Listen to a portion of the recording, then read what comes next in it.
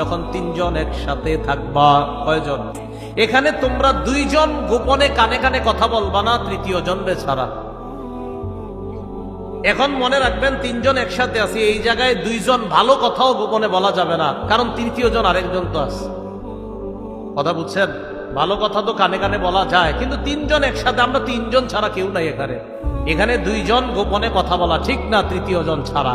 হতে পারে তোমরা দুইজন কথার কারণে তৃতীয় জন কষ্ট পাবে, তোমরা দুইজন কানে কানে কথা বলার কারণে তৃতীয় জন কষ্ট পাবে। এই জন্য বললেন তিনজন একসাথে থাকলে দুইজন কানে কানে ভালো কথাও যদি বলো, তৃতীয় জন ভাববে আল্লাহ জানে কি কইছে, নাকি আমার বিরুদ্ধে কিছু।